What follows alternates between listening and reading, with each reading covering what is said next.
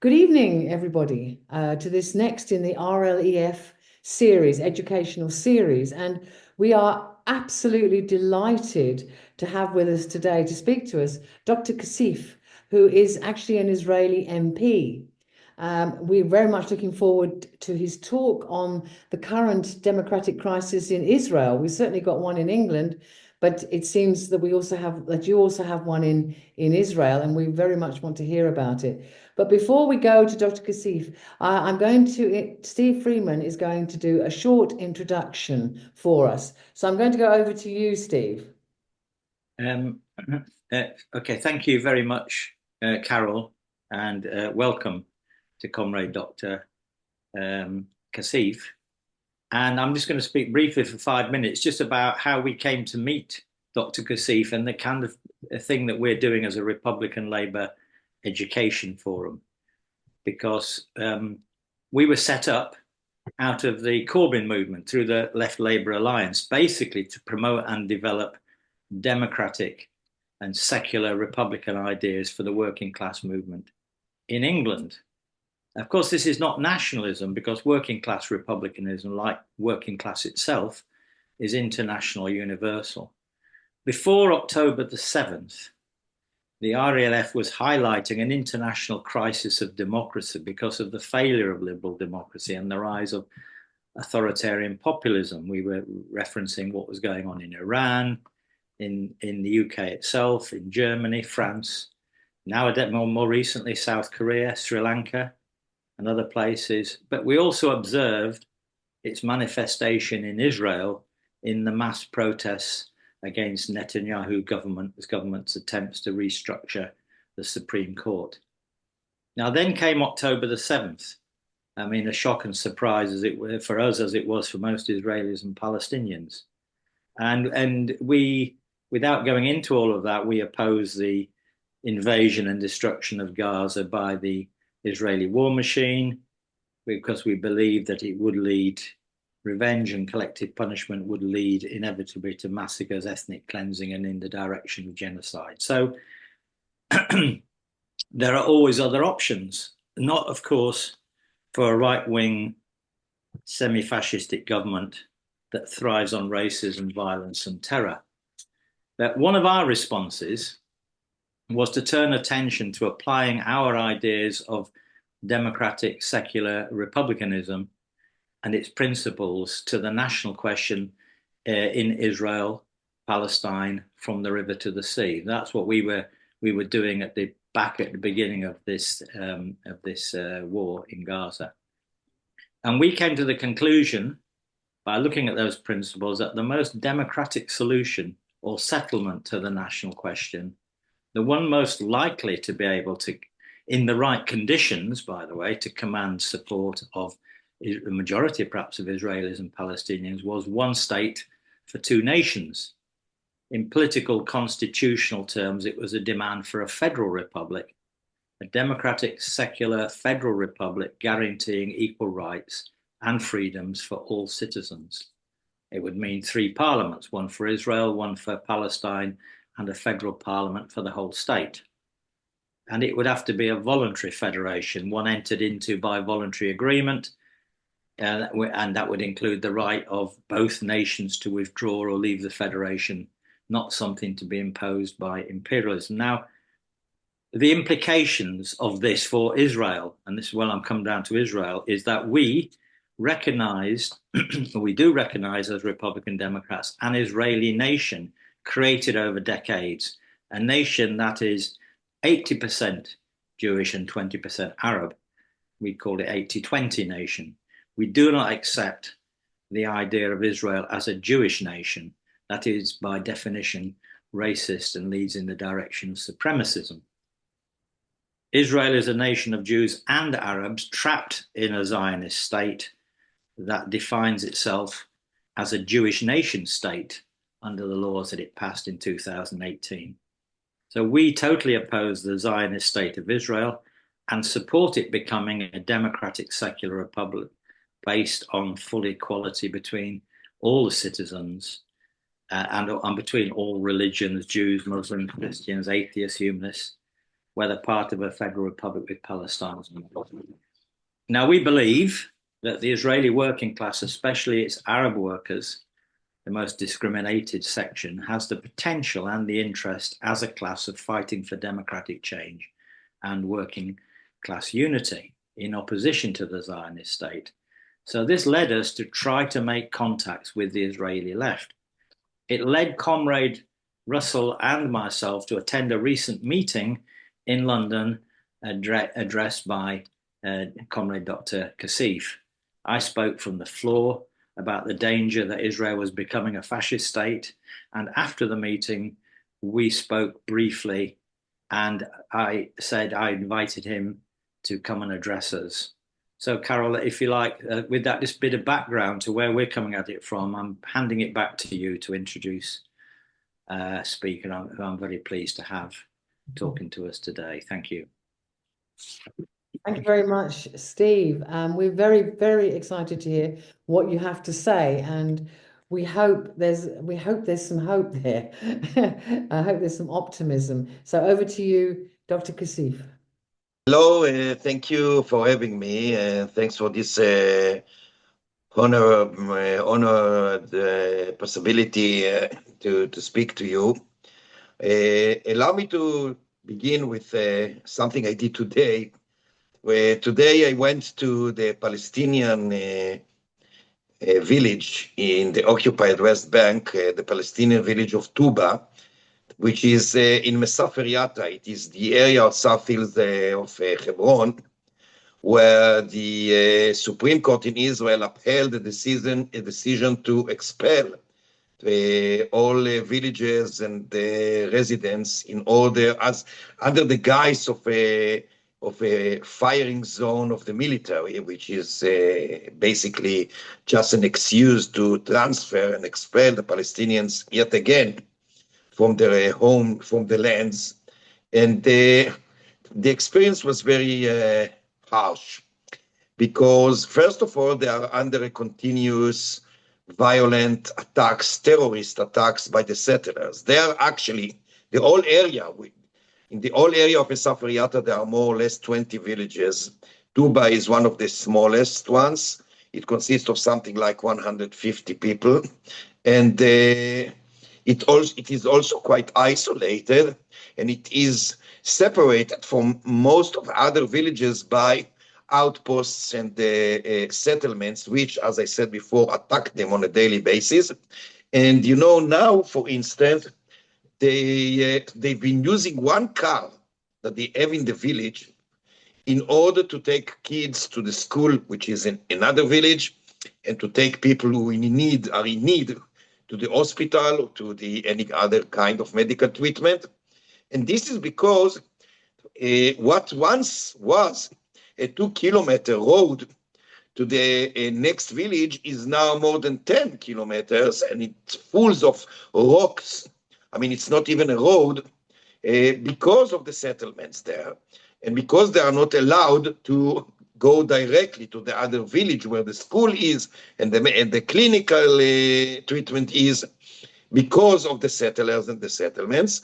That is to say that they need a special car that can cope with the difficulties of the road. And 2 days ago, on Saturday, settlers came down from the hill of the outpost and burned the only car they had. And now they have no possibility to take people to the medical treatment, or the children to the school, etc., etc. So I went there today to speak to them, to meet them, to, of course, support them.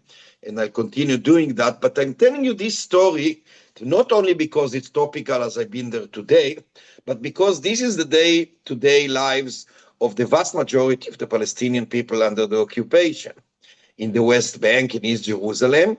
And of course, as you know, in Gaza, this is a genocidal ongoing atrocities made by Israel. So everything, all those examples I gave you are part of something that I may call as a master plan.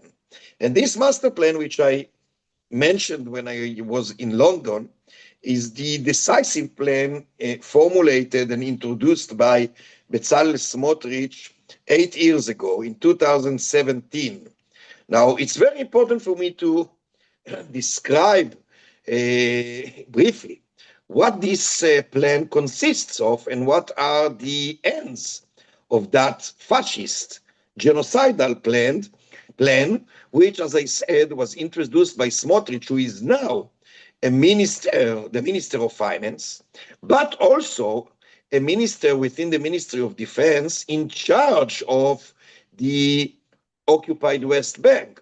So actually, Smotrich now controls literally the fate of the Palestinians in the occupied West Bank. He has the budget, he has the power to do whatever he likes regarding the outposts, the settlements, and of course the fate of the Palestinians. 8 years ago, when he introduced this plan, the decisive plan, he was a relatively backbencher member of the parliament. Now, this plan is basically consists of three main elements. The first element says that Israel must annex the all occupied Palestinian territories without granting basic civil, let alone political rights to the Palestinians.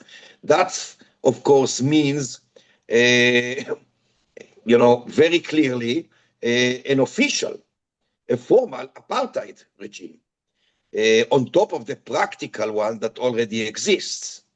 So the second point says that those Palestinians who are not going to accept their status as subjects rather than citizens are going to be expelled altogether from their homeland.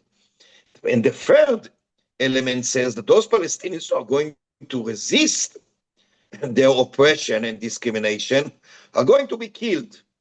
Now, this is the decisive plan. Why do I mention it? Because those who think that the ongoing genocide in Gaza, the ethnic cleansing in the West Bank, including, of course, East Jerusalem, and the process of turning the state of Israel proper into a full-fledged fascist dictatorship, those who think that those are the aftermath or this the consequence of October 7th massacre are, to say the least, wrong, not to say misleading, because those were planned by others and mainly introduced in this plan of Smotrich's 8 years ago already. Now, everybody surely remember that before October 7th, there were a few months in which the Israeli government tried to pursue and implement the so-called judicial reform, which is basically a sugar-coated term to describe a coup d'etat, because the government wanted to literally eliminate and destroy the independence of the judicial system, especially of the Supreme Court, and also the independence of the media. And that's exactly what they wanted to do by this coup, again, quote unquote, judicial reform. But that was not an end in itself. That was still a part of the decisive plan. To what extent? The government wanted, as I said, to implement the decisive plan as I sketched it before, but the government also knew, and not only the government, the coalition in general knew that there are mainly three basic components that may put some obstacles or hindrances to the implementation of the decisive plan. One is the judicial system, second is the media, and third is the public opinion, including taking the streets to demonstrate. That's the reason that the first thing they tried to do in this coup is to, as I said, exterminate the independence of the media and the judicial reform, and also to radically erase basic civil rights that are still in place in order to prevent any kind of resistance and even protest once the decisive plan is fully implemented. Now they failed. The government failed in doing so, mainly because of the protest by the Israelis. Millions actually literally took the streets throughout some months. So the plan, the coup, was to some extent, blocked. And then came the massacre of October 7. Now, what happened afterwards, and of course we were all against this massacre. It was a criminal war crime and crime against humanity, invading the south of Israel, killing innocent civilians in hundreds, more than 1,000. That is something that we cannot accept and tolerate, whatever the circumstances are. Nevertheless, obviously, just like you cannot accept that massacre, we can never accept the genocide that Israel began to execute after October 7. But I want to be very clear. Those crimes committed by the government of Israel following the October 7th, the genocide in Gaza, the ethnic cleansing in the West Bank, fascism within Israel, have nothing to do with the security of Israel and the Israelis, nor is it connected directly to the massacre of October 7th. Because those things, as I said, the implementation of the decisive plan were already there. The plans to implement this project were already there. October 7 was used and still is as an excuse to implement the genocide, the ethnic cleansing and fascism. So we must be very clear in saying that the ongoing crimes by the Israeli government against the Palestinian people in the last 15 months has been made under the guise of fighting terrorism and security risks, etc., but those are only excuses. The real issue here, the real basis of those crimes is the will to implement the genocidal plan that I mentioned before and sketched before, the decisive plan. That's the context. Now, this is also important to understand what's going on within Israel proper. We are more or less familiar with the genocide in Gaza and the ethnic cleansing in the West Bank, again, including East Jerusalem. But I think that most people around the globe, and many within Israel too, by the way, are not familiar enough, if ever, with the process of turning Israel into a full-fledged fascist dictatorship within Israel proper, the state of Israel proper. But all those are connected, again, under the title or under this decisive plan. So what's going on now in Israel? There is a political persecution, a vicious, violent, fascist political persecution of anyone who tries to raise an alternative voice. Anyone, not only who resists the genocide in Gaza, etc., but anyone who dare use the term genocide is persecuted. Now, I give you a few examples. First of all, mostly Palestinian citizens in Israel are persecuted and arrested if they dare raising or mentioning any sympathetic voice to the children of Gaza, for instance, to the innocent millions who live in Gaza. I'll give you two examples. There are many more, hundreds if not thousands. But a teacher, a young teacher, a Palestinian teacher within Israel, a citizen in Israel from the north of Israel, from the Galilee, posted herself on TikTok when she was dancing in October 23 with no connection to the massacre, of course. A year after, in October 24, this post was automatically uploaded on TikTok with the date. She was immediately arrested. She's a one-parent family, so she was arrested in front of her little child, a little girl. Police officers came to her house to arrest her because she was dancing as if she was dancing in celebration of the massacre of October 7, which of course had nothing to do with reality. She was taken from her house in front of a girl, blindfolded, her feet and hands were cuffed, and she was taken to the police station. She was arrested for a few days, she was accused in supporting terrorism and the massacre, etc. Of course, once they had to take her to the court, the judge immediately released her because there was nothing there. Another case of a Jewish person is a teacher who is a good friend of mine, a teacher, almost a veteran, he's been a teacher for 40 years. He just a few weeks after the genocide began, he posted on Facebook pictures, photos, names, and ages of Palestinian children who were killed in order to give them faces and identity, because in Israel they are treated as if they were only numbers. When he was arrested, he was first fired from the school where he was teaching. The mayor of the city where he was teaching ordered that he could not teach in any school in that city. The Minister of Education, very rapidly, took him about 2 days, revoked his teaching license, and on top of that, he was arrested and accused in treason.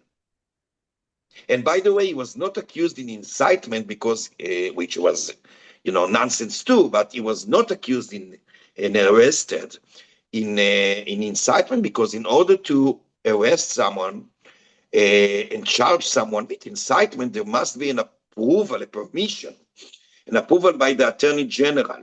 The police knew they would have not got that because there was no reason. So they changed the charge or the accusation to attempt to betray. So in that sense, they didn't need the approval of the Attorney General. And he was confined to a cell as a security or a threat. For 4 days, he couldn't change clothes, he couldn't have books, he was confined 23 hours a day to his cell, only 1 hour alone in the outside, walking outside in the yard. And after 4 days, he was released by the judge because, again, there was nothing there. And I'm talking about a phenomenon. That's not exception. That's the bon ton. That's what's going on here. Many citizens, people were fired from the workplaces. For instance, you know that there are many doctors, nurses, and general medical staff, in hospitals in Israel, Palestinian ones, many Palestinians among the doctors, nurses, etc. And they speak to each other, obviously. And there is a system now and a culture of snitching. There were cases of medical staff, probably right-wingers within the staff, who heard, supposedly, Arab doctors and nurses, etc., talking to each other about what happens in Gaza. And they snitched. And those were very often, because of that, fired, accused in supporting Hamas or violence or whatever, which was a total sheer lie. Same about the universities. At the universities, professors and students can hardly speak because they are too under the threat of being suspended or even kicked out of the university if they open their mouth against the genocide in Gaza. Now, same about myself, if I may say. There was an attempt to impeach me from the Knesset exactly 1 year ago. It was February 24, simply because I signed a petition in support of South African appeal to the International Court of Justice. And I was accused in supporting terrorism against Israel because I signed this petition, which was obviously against violence. And they almost succeeded. They needed 90 members of the Knesset to vote in favor of this motion in order to impeach me, and they had finally 86. So they were short only by 4 members of the Knesset. And after they didn't succeed in that, so they inverted, as it were, or converted the impeachment motion to an ethical complaint. And I've been now suspended from the Knesset for 6 months. So that means that apart from voting in the plenary and the committees, I'm not allowed to do anything as a member of the Knesset. I cannot address the plenum.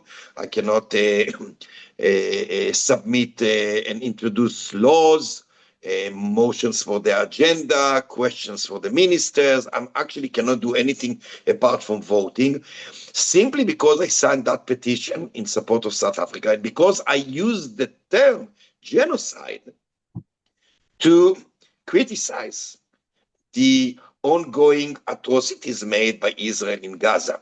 So even members of the Knesset cannot fully enjoy their immunity. There is a political persecution even of members of the Knesset. And my friend Aida Tuma Sliman, who is also a member of the Knesset, was also suspended last year. And actually it was in October or November 23. So it's more than last year. She was suspended for 2 months. I was suspended then for 45 days, solely because we spoke our mind. Solely because we spoke up,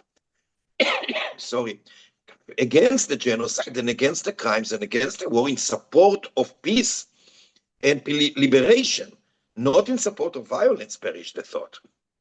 My friend, the head of the chair of our list, Ayman Odeh, member of the Knesset, is now, just because he said he was happy about the release of the Israeli hostages and the Palestinian prisoners, he was accused for that sentence only, in supporting terrorism, and now there are attempts to impeach him too. And there are many laws and bills for that matter, more than 100 bills and laws to turn Israel into a fascist state. For instance, one law that already passed says that a school must, not allowed, but must fire a teacher who express support for terrorism, and the definition, of course, is very vague, and it is in accordance with the decision of the minister, who can decide according to his own.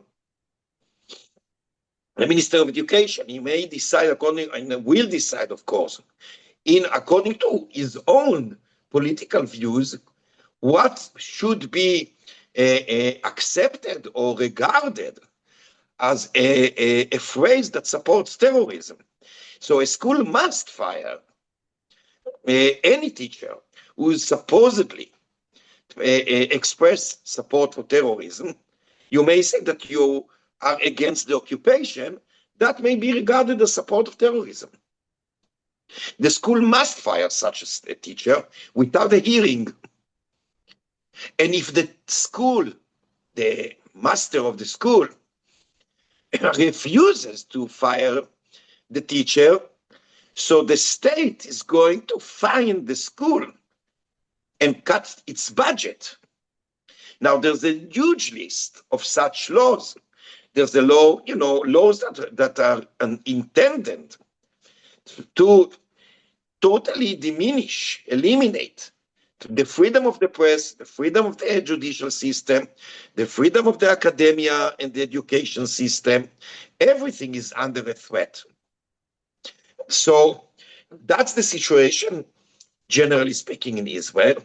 And as I try to show, that situation of fascism, and I will say something in addition in a second, cannot be separated from the crimes in Gaza and the West Bank. They are all connected, and they are all connected because they are all parts of the implementation of the decisive plan that I sketched before. That goes also for the violence that spreads in Israel. the right-wing activists and supporters allow themselves to act violently, not only against the Palestinians in the occupied territories, like the example I gave you from my visit today in Tuba, but also within Israel. Demonstrators against the genocide in support of the release of the hostages, etc., are continuously, systematically, and brutally attacked by right-wing activists, and also by the police. To be very frank and very clear, there's hardly any police left in Israel. Because the police, it doesn't mean each and every police officer, but the police as an organization was conquered by the ex-minister Ben Gvir. So now the police is being used much more as a private fascist militia rather than a police. The police doesn't defend or protect the citizens. It is now protecting rather the government against the citizens, including the families of the hostages. Those who lead the struggle for the release of the hostages and terminating with the attack on Gaza are systematically identified and attacked by the police. Every time, in each and every demonstration, we do hold demonstrations, sometimes in the middle of the week too, but normally in the weekend, on Saturday night. We have demonstrations across the country against the war in Gaza, the attack in Gaza, and calling for the immediate release of the hostages. And every time the police everywhere, especially in Tel Aviv, Jerusalem, and by the house of Netanyahu, but in other places too, are viciously attacking the demonstrators, and especially the leaders of the families of the hostages. There was a case of 4 activists against the war who were arrested for, I think they were under arrest for almost 2 months, accused in terrorist attack.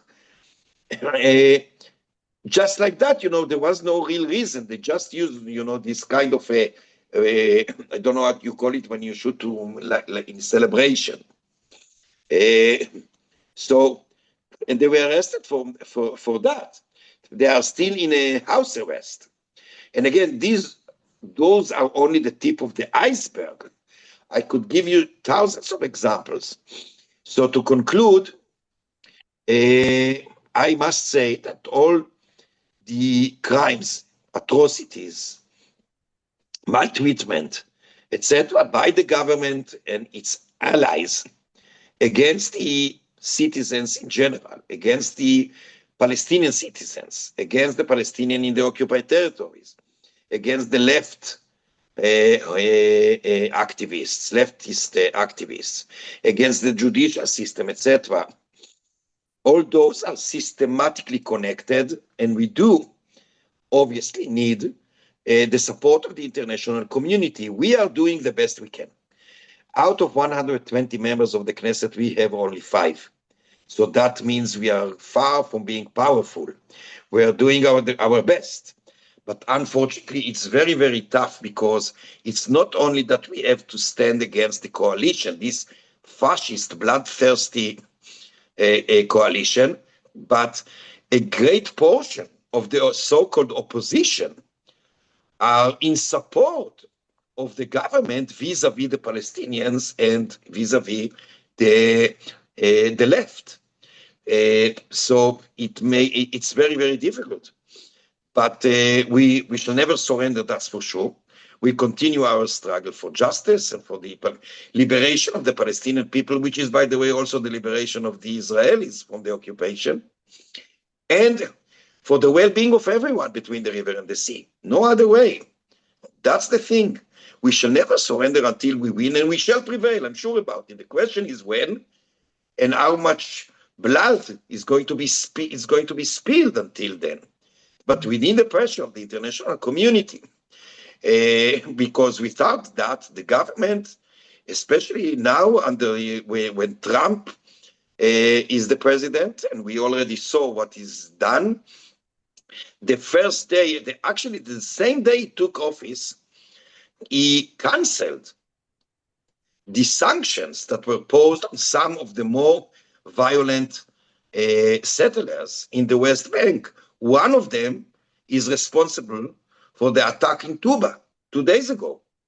And he was under sanctions before, which Trump lifted. Instead, as we know, he posed sanctions on the judges of The Hague. So it's even tougher now when there is a fascist, insane president in the White House. But we do need the international community, first and foremost, the peoples. I'm pretty sure that the vast majority of the peoples around the globe are in support of the Palestinian liberation and peace in the Middle East. The problem is the governments, and you must put pressure, much more pressure on the governments by using the opposition in each and one of us in his own and her own country, by organizing support, rallies, demonstrations, etc. There must be a pressure on the Israeli government. Otherwise, we are doomed. I'll finish here. Thank you. Thank you very much indeed, Dr. Cassif. When I said I hope there was some cause for optimism, as you began to describe what's going on in Israel, my heart just sank. But then your last few words have given us a bit more hope, telling us what we can do to fight this terrible situation that is in Israel and, of course, in Gaza and the West Bank. I've already got hands up with questions. I'm going to bring Tony Greenstein in. First of all, Tony. It's not a question, it's a contribution to what is a debate. I have the greatest respect for Ofer. I know what he's been through. I know that even his ability to stand for the Knesset was in doubt at one point before the Supreme Court made a decision. And he is indeed a doughty fighter. But what he doesn't do, and he's very eloquent about the horrors that we see in Israel today, but they don't spring out of nowhere. They're not an accident of nature. They are integral to the Zionist project, which is a project of Jewish supremacy. And it's Zionism in all its forms, whether it's the left, so-called, or the right, basically agree on the same prescriptions. They may disagree on tactics at times, but it's noticeable that Labour Zionism, or what's left of Labour Zionism, because it's Labour Zionism formed the government for the first 30 years of Israel's existence, but has only done so twice, and then as part of right-wing coalitions ever since. And today it is what? It's got 4, I think, representatives in the Knesset. I mean, it's a fragment of what it was, whereas previously it formed the establishment. Zionism itself, as I say, is based on the idea of a Jewish state. And a Jewish state, by definition, is a racist state. It cannot be any other. It's not a Jewish cultural state like Echad Ha'am might have wanted, although he wasn't a believer in statehood in any case, or people like Judah Magnus. A Jewish state has to be everything that Ofer is describing. And it's not unique. If we look back at the period of the Holocaust, which were the worst states outside Nazi Germany itself? It was a Christian nationalist state. The states of Slovakia, run by a president was a Catholic priest. Croatia, where priests held sway and which had its own extermination camp, the only one under Nazi occupation. Romania, with the Iron Guard, the Archangel Michael, its militia, which was in many ways outdid the Nazis in their own barbarity.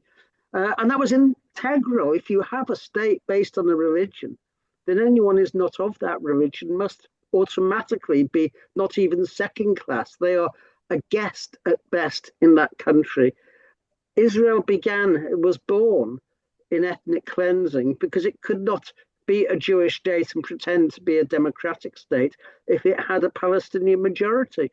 And now that has come full circle with the creation, the advent, if you like, of a settler messianic wing based on the West Bank, which has grown in power and influence. And that's what Ben Gvir represents.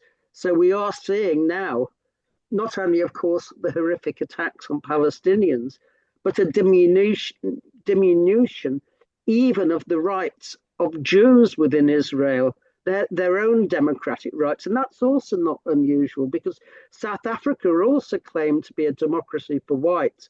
But as time went on, those democratic rights were increasingly withdrawn and attacked. So the Communist Party in South Africa was outlawed, for example, and I think even the Liberal Party fell by the way. And the same is true in Israel with the attacks on the Supreme Court. Although the Supreme Court has only ever exercised its independence in respect of Jews, it's never done so in respect of Palestinians. It's connived in the occupation and invented all sorts of legal rationale for the theft, the blatant theft and terror that's exerted on the West Bank. And also, of course, what's happening in Israel itself now with the Sderot Haman torture camp. We can't call it anything else. So, I mean, Ofer describes it as fascism. I wouldn't agree. I think fascism is a different beast. It's a settler colonial state. That doesn't mean it's any better. In fact, it can be worse.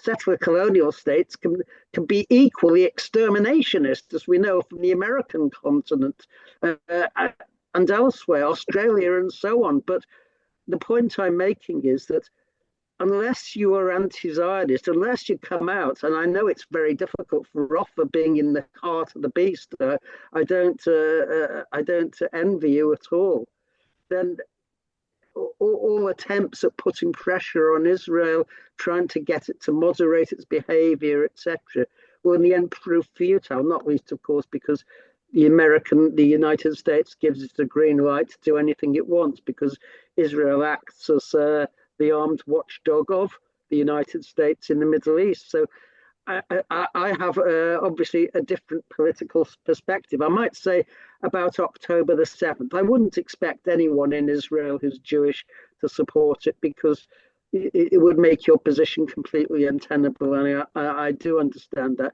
But for me, it was a sign of Palestinian resistance. The prisoners broke out of the prison camp.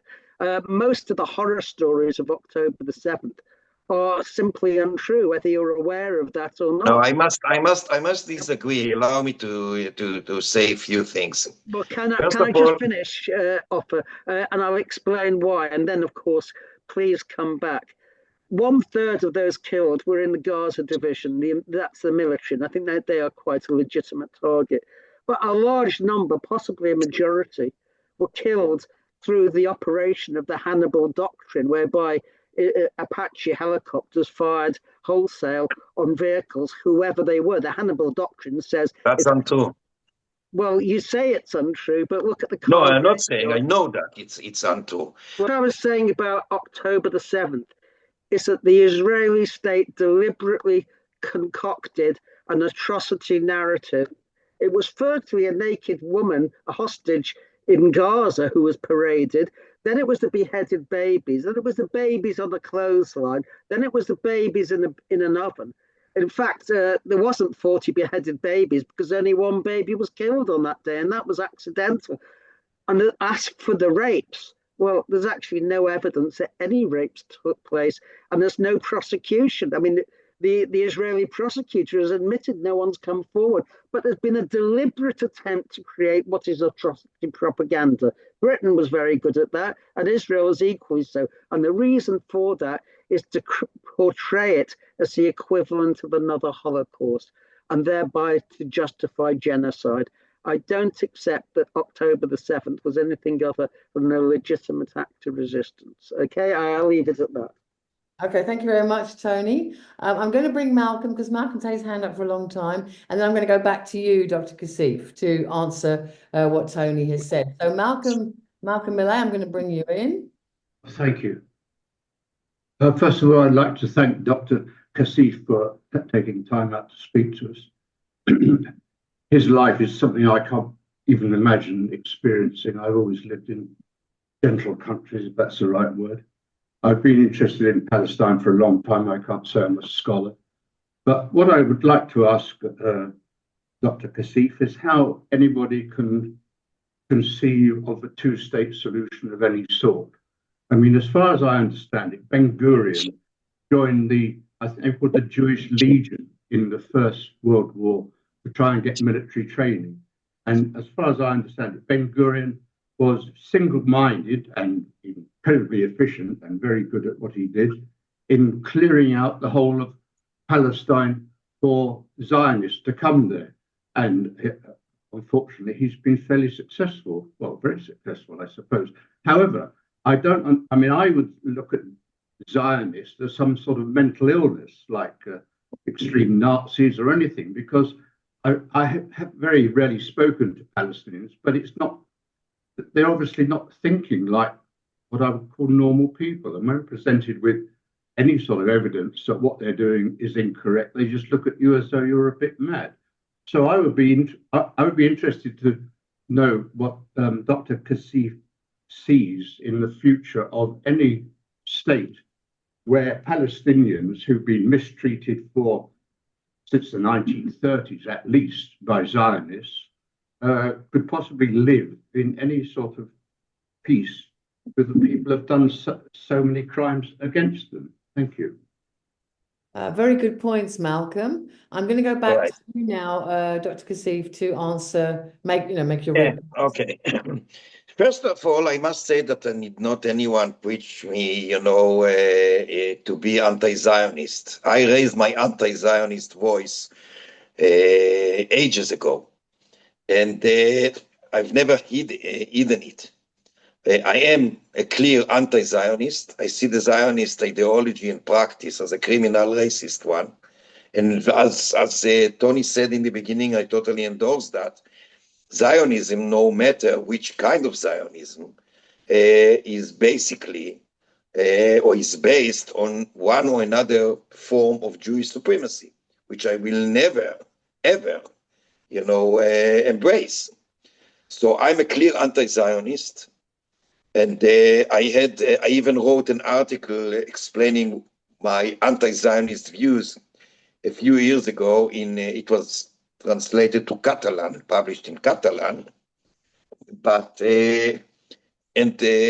also in an interview that I had exactly 6 years ago, before I was first elected, a very long, I think you can Google and find it in English too, in the newspaper Haaretz. I was very clear and explained my anti-Zionist views. And by the way, Tony mentioned Echad Ha'am. Actually, Echad Ha'am was one of the worst. But we don't ever think to deal with it is beyond the scope of our discussion. But still, I have no one among the Zionist harbingers and founders and thinkers to endorse. There are some I despise more, and some I despise less. But basically, I am against the Zionist ideology and practice altogether. And I'm very clear about it. And I've been saying that, by the way, in the Knesset, when I was speaking, in the plenary. I never hid it. So that's to be very, very clear about my views against Zionism. And I truly believe that clinging to a Jewish state and to a democratic state cannot be reconciled. There is a contradiction in terms between Jewish state and democratic state. That's my view for ages. To be very, very clear. Now, but I would like to say a few things about October 7th. I will never, ever accept the butchery of children and innocent civilians as part of a legitimate resistance. I want to be very clear about distinction that we better all make, I think. It is between the end of the Palestinian resistance and the means of the Palestinian resistance and any other resistance. The end of the Palestinian resistance is liberation. is equality, is justice, is self-determination, and I totally 100% for it, endorse it. That's the end. It is a just end. But not all the means are accepted to that end. And means like killing innocent civilians, sexually attack people, that I will never tolerate, whoever does it. Now, whoever tries to say that there were no sexual attacks, assaults, including rape and torture on October 7, has no idea what he's talking about. Because I know people who were victims. I know people who were killed, friends of mine, by the way, who were partners to my political views. A very dear friend of mine, like a big sister, wrote to me from the security room minutes before she was killed with her husband in one of the kibbutzim. We worked together in a college in the south of Israel for 12 years, and she was a great supporter of Hadash, our political movement. She was an activist against the occupation, against the siege, and she was butchered with her husband. Now, there were many lies there, spread by Israeli authorities, no doubt about it. But the fact that there were lies doesn't mean that everything is a lie. There were cases of rape, and I know that. I know that from people I know. I know there were no hundreds, but there were cases of torture, as if killing innocent people is not enough. I will never accept such a thing as a resistance. This is not resistance. This is sadism. This is also a war crime, a crime against humanity. By the way, not only by the international law, but also by any other measure that a person with a conscience can use. So I will never accept those conspiracy theories as if there were no victims of sexual assaults, torture, including rape, etc., etc. Alongside the lies that were spread, as I said, by Israeli authorities and others. That's one thing. Secondly, about the Hannibal that was mentioned before. Apparently there were cases, absolutely.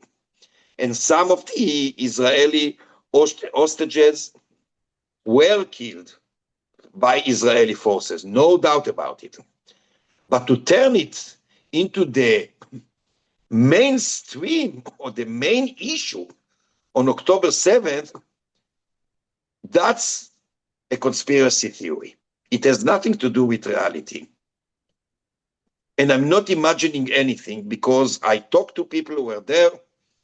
I mean, in a close relations with some of the families of the hostages and the families of, people who were killed. There are some human rights organizations which I trust, like Physicians for Human Rights, who published some evidence and testimonies about those crimes. So please, it's not only morally commitment. We are not only morally committed, or should be, to the truth and to the well-being of the people at large, the victims on both sides. But we also must understand that once we adopt conspiracy theories or lies by one side or another, we actually cut the branch we are sitting on. We are actually harm our own struggle. So I suggest us all not to fall into such a catch. Now, as to the one-state, two-state solution, my comrades and I do not have an ideological objection to the one-state solution. but it is a matter of political realism.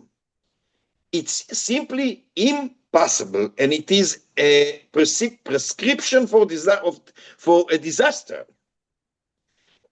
to struggle now and to invest our power in order to achieve a one state. And by the way, the majority of the Palestinians apparently think the same.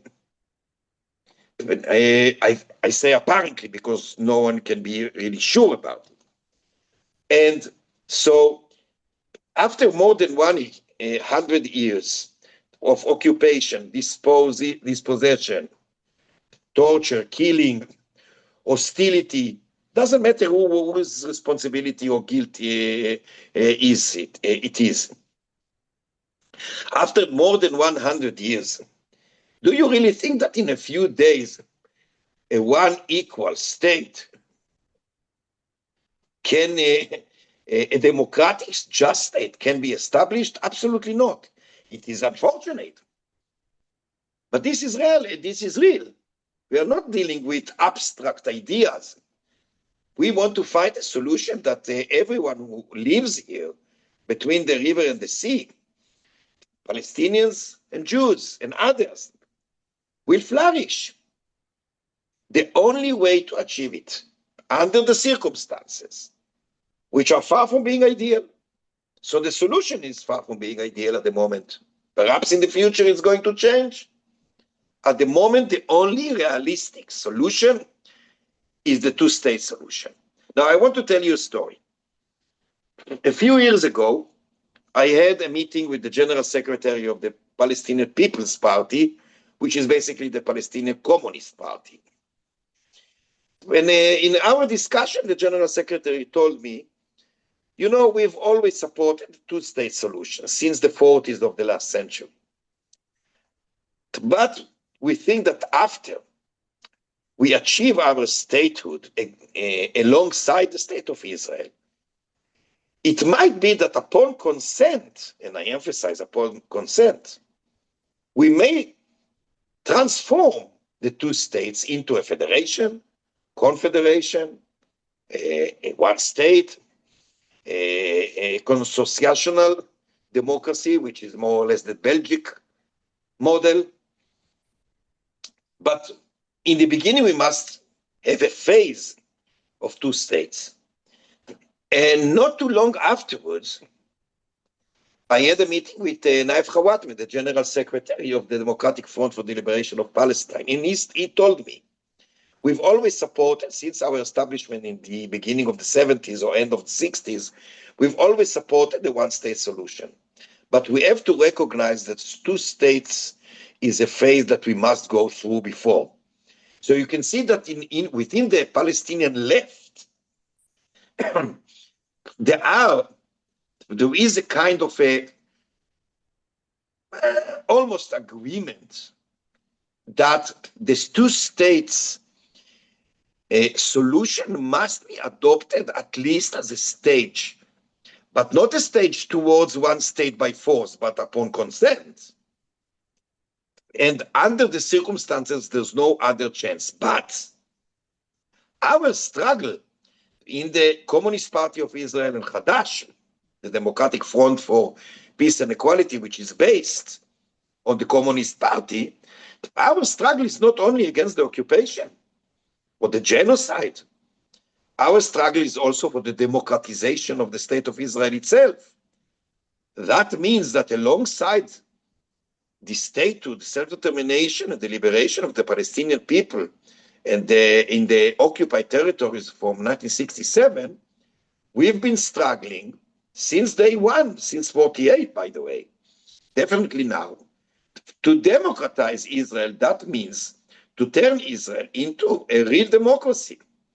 And that, of course, necessitates equality. So, just a second, someone called me, sorry. So we've been struggling for both, and we continue with that. I hope I answered. Yes, very, very well.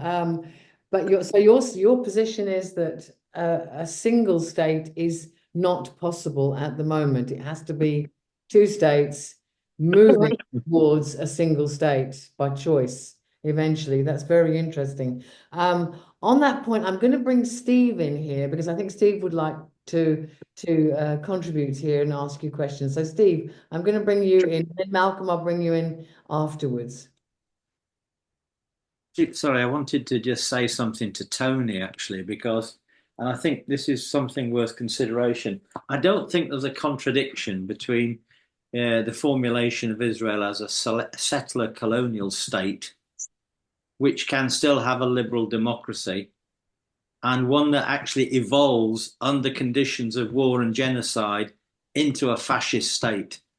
There's nothing to be lost from telling the truth about Israel as the only democracy in the Middle East, question mark, that it is becoming or on the brink of being because of all of the reasons that were outlined to us.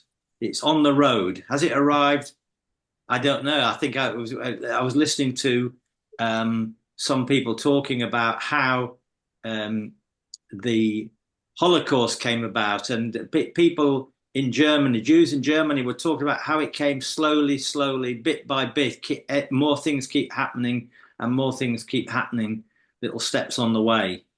And that can be happening. A process can be happening. A state cannot wage a genocidal war against another people without losing all its soul and all its democracy and everything. So settler democracy, Tony, a settler colonial democracy is not a real democracy. I don't need to tell you that, obviously.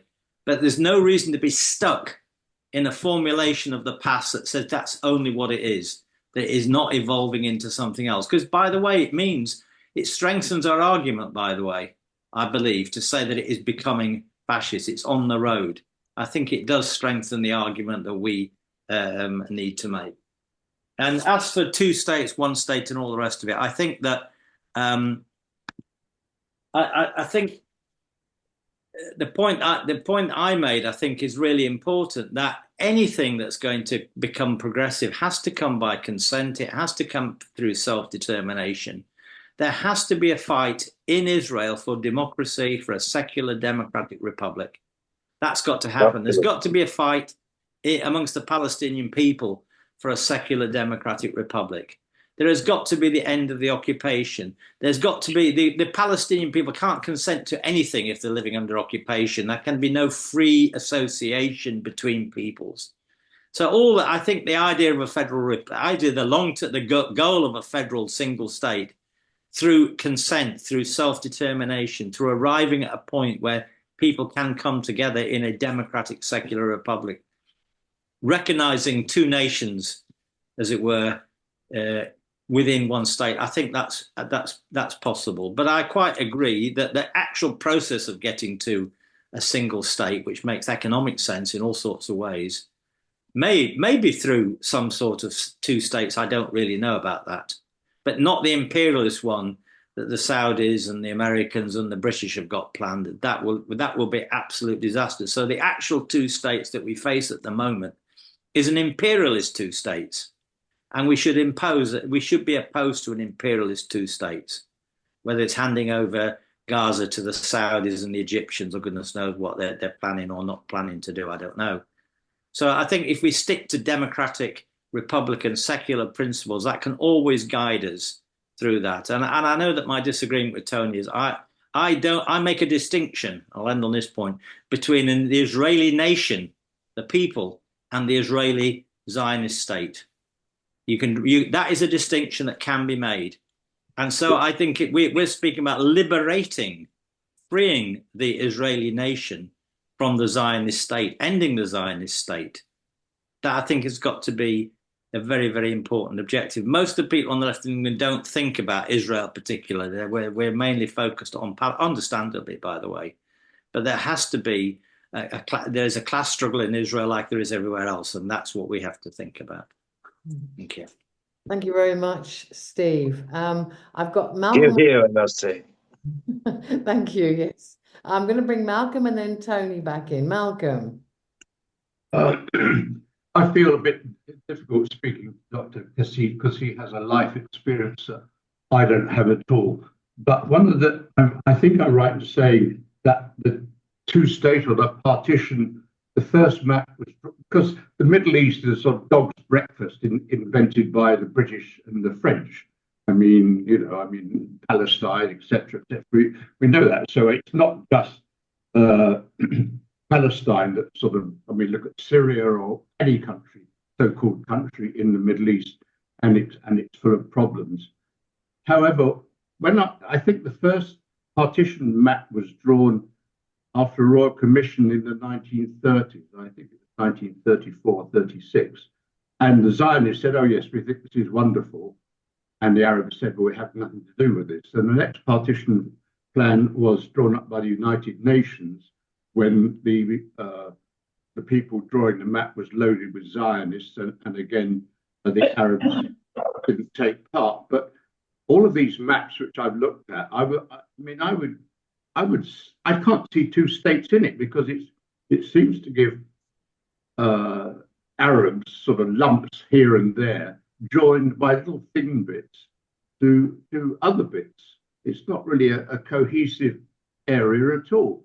So I don't really, I know we're talking sort of like pie in the sky in many ways because of what's happening, but I've never seen a map drawn of what is called Palestine that can be divided in any sensible geographic manner. Could you tell me how that map will be if it ever came about? Tony. Yeah, I think a two-state solution is a Bantustan solution in reality. I take the view of James Connolly, the Irish revolutionary, that partition would create a carnival, a reaction on both sides of the border. He was right when he predicted that, and it would be right today. I don't think there's any basis for partition any more than there was in South Africa when, of course, a section of the white population wanted it. So I would simply rule that out.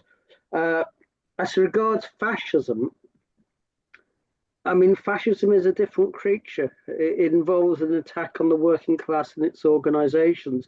There is no sign that there is a concerted attempt to outlaw Israeli Jewish workers' organizations, the Histadrut and other unions.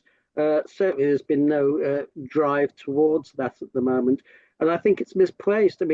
People think that fascism is the worst possible creature, but settler colonialism, which in America exterminated most of the native Indian population, and then went on to form a bourgeois democracy. So the two are quite compatible in practice. So I really don't accept that. Fascism is a different creature from settler colonialism, and as to which is worse, well, ask the native populations about that question. But I also wanted to address a question to Ofer on the position of Hadash, because I've always supported the idea that Palestinians in Israel should be represented in the Knesset. But it's quite clear now that Hadash is coming under very severe attack. You've been suspended, others have been suspended, and there are moves to outlaw your very ability to stand for the Knesset. I just want to raise with you, given you have a record, and I don't criticize that at all. You've stood out during a period of military rule in the 50s and 60s. Have you thought of making a declaration that Hadash will withdraw because of the attacks on you in the Knesset as a way of highlighting the position you are now facing, whereby you are suspended, but no amount of racist vitriol and exterminationist vitriol against the Palestinians merits any form of sanction by the Knesset? I put that as a tactical, not a principled question. Thank you very much, Tony. Good question. Right. Okay, I already forgot what was the first comment by before Tony. Malcolm was asking, if you look at the map of Palestine, it's so disjointed with little bits. Right. Okay. All right.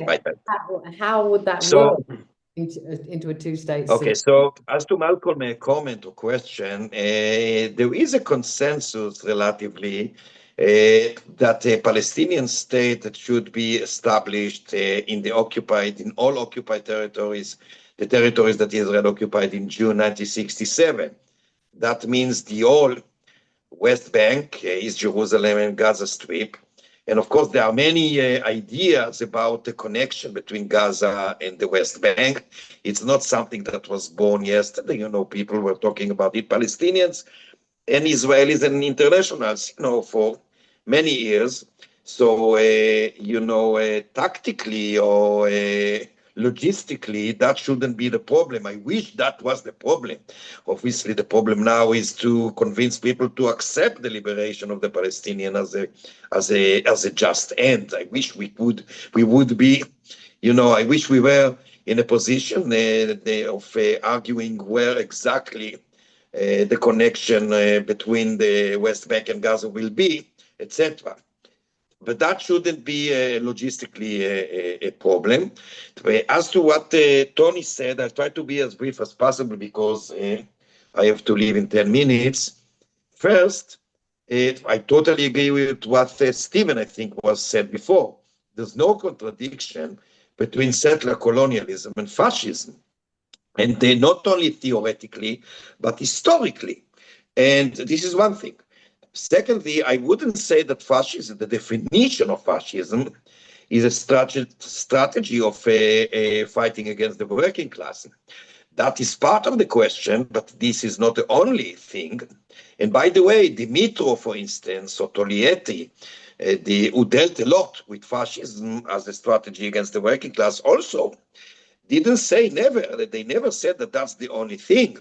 There are many other layers in fascism, for instance, presenting the nation as a supreme value that necessitates fighting anyone who, makes, as it were, partitions and divisions within the nation, like, the class struggle. And that's exactly the situation in Israel. And by the way, there are attempts now by the parliament, by the Knesset and elsewhere to dissolve or at least to weaken the trade unions. And in Israel, there is an attempt to weaken the working class. And so there is, by the way, some fascist elements, even in that sense. Not to, and of course, in other senses that we couldn't address as well. What was else? Sorry, I forgot something that Tony said that I wanted to, another thing or two. Can you remind me? Tony was talking about maybe withdrawing the Hadash party in protest. Yeah, sorry. Withdrawing from the Knesset, yeah. Yeah. That's a good question and a good comment because those were, on the table all the time. Since day one, there were arguments and debates within the Israeli society in general and among the Palestinian citizens in particular, whether the Knesset should be, whether the Knesset is an arena that we better be there or not. Now, as a socialist, I would like to tell you, and I wish I had the time, to go back to Marx's own ideas about the liberation of the Irish people and Lenin on the Ukraine and the idea of national self-determination. I think those actually the basis of my own views and the Communist Party of Israel views. But unfortunately, that we don't have the time for that. So, but I can say that Lenin very famously said that very often, perhaps more often than not, the communists must participate in so-called reactionary institutions and organizations like trade unions, reformists, so to speak, trade unions rather than revolutionary ones, and reactionary parliaments, not as a goal or an end in itself, but as a means. So as long as we can, and we see the parliament with all the difficulties, and the obstacles, to say the least, and persecution, as long as we believe that our existence in the parliament still contribute to our struggle, will be there. If we feel that the cause is lost, that it's just, a rubber stamp, and we don't have any possibility to influence, then I believe we'll change our tactics. At the moment, we are not there. We may be there very soon. Not at the moment. By the way, there's a bill now in a process to become a law that will actually disallow us in the future to from participating in the elections anyway. Obviously, if they succeed in doing so, that will solve the problem, as it were. But we are still there. We are also part of the trade union, the Histadrut, which is a terribly reactionary Zionist entity. And we don't quit. We don't quit because we feel that two things negatively, as it were. If we are not there, so the situation is going to be much worse. Not for us only, but first and foremost for the people we represent and fighting for. Same about the Knesset. Negatively speaking, again, as it were, if we are not there, it's going to cause a lot of damage to our struggle and for the people we represent and fighting for and with. And positively, we still succeed in achieving things here and there. Not enough, but we do succeed in many areas, social area, economy, gender, and also vis-a-vis the occupation. Not at the moment because of this fascist government, but still, I cling to the famous saying by Gramsci, who said that we must stick to pessimism of the intellect, but never give up on optimism of the will. So I try to be there. So I am, if you like, still quite pessimistic, especially as far as the short run is concerned. I'm quite pessimistic as far as I use my intellect, but I am optimistic as far as I'm looking at my will, because I believe that our struggle is still alive and kicking. And as I said before, whatever the price is, my comrades and I will never surrender and give up. We'll continue our struggle because that's a must. That, by the way, in my view, what turns us to be actually socialists. It's not just abstract slogans. It is activity, and we continue. I assure you.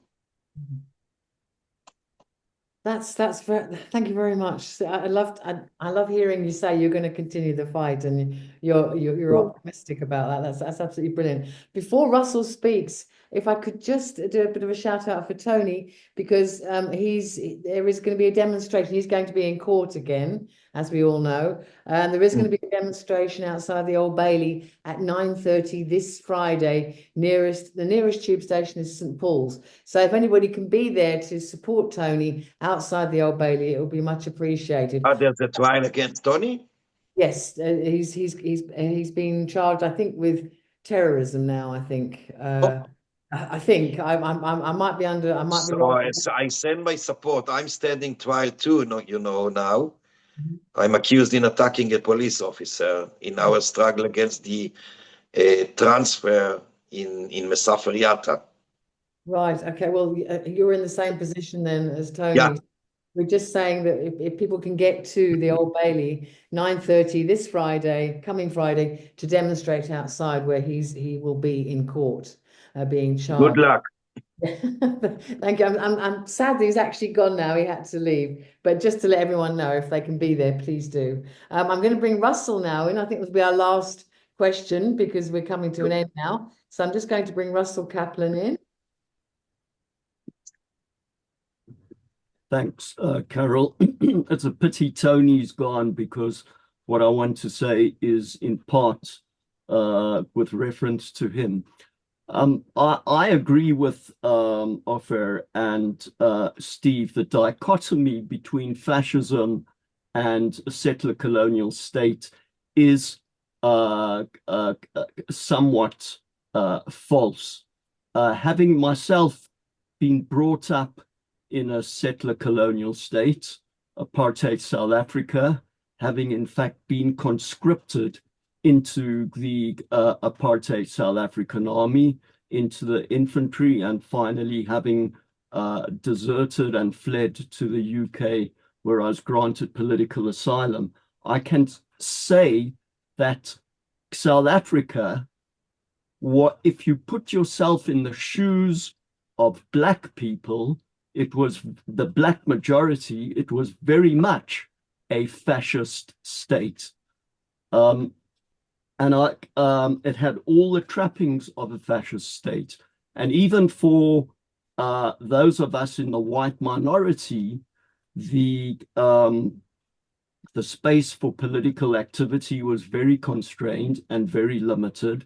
And white anti-apartheid activists, like myself, were harassed, arrested. Many of them were tortured. And from what I see and from what I've heard, Ofer's account now and your fine talk you gave at the meeting hosted by Naamod just before Christmas last year, it certainly does appear as if Israel is drifting quite rapidly in the direction of fascism. But the last thing I want to say, rather the second last thing I want to say, is that we need to be careful about trying to fit our the current situation into ready-made packages of, fascism had a particular, fascism in the 1930s had a particular context and had its own particular way of manifesting itself. But and in the 21st century, you can still speak about fascism, even though it might not have the exact same features. And finally, I want to say, and very grateful to Ofer for pushing back at the many conspiracy theories about what happened on October the 7th. Certainly in my group, people know that I have been arguing very, very vehemently and very, very strongly that we ought to be very, very careful about pushing these conspiracy theories. Yes, the Israeli authorities may have overcooked and tried to exaggerate some of the things, but as Ofer said, and Ofer speaks from personal experience, these atrocities happened, and the brutal means, even if it's a liberation movement, some of the methods used were crimes against humanity and war crimes, and they need to be called out as such. So I salute you. Thank you. Thank you so much. Thank you very much indeed, Russell. Thank you for those words. We are now coming to the end. I know that you also have to go. I hope it sounds like you had a bit of a cold, so I hope you're feeling better soon. So I just want to thank everyone who's come to the meeting tonight, who's made contributions. The questions have been brilliant. The answers also. I think it's been a very comradely meeting, and I have learned a lot from you, Ofer. Thank you so much. You're in Israel, you really know what's going on, and I salute you in your fight against fascism, whatever we want to call it, settler colonialism, fascism, whatever it is. It's a terrible thing, and it's a repressive thing. Sure. This government is doing. So thank you so much for coming tonight and explaining the situation in Israel. As I said, I've learned a lot. And thank you to everyone else who's attended the meeting. And so all I want to say to you is enjoy the rest of your evening. Goodbye. Thank you so much. Thank you all.